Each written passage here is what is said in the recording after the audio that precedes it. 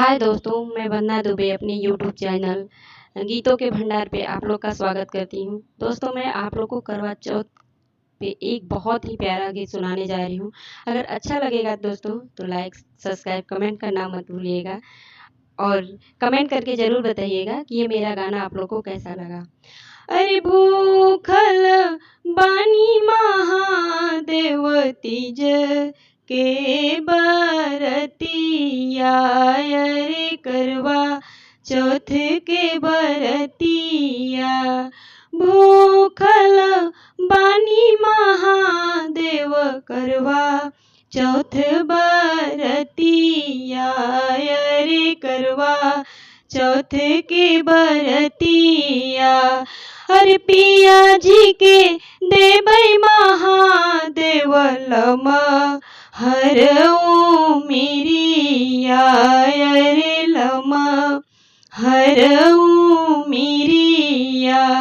अरे पिया जी के देबै महादेव हर मिरिया, अरे हर मिरिया। अरे फूल बेल पतिया से करी ले रउरी हो पूजनिया, अरे रउरी हो पूजनिया। अरे फूल बेल पतिया से करी ले रउरी हो पूजनिया, अरे रउरी हो पूजनिया। अरे पिया जी के रखब महादेव हर दम नजरिया, अरे हर दम नजरिया। अरे जुग जुग रखी है भोले बाबा मांगे के से नूरवा, अरे मांगे के से नूरवा।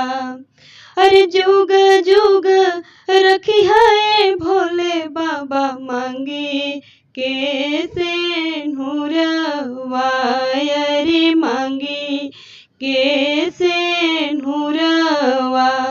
अरे भूखल बानी महादेव करवा चौथ बरतिया, अरे करवा चौथ के बरतिया।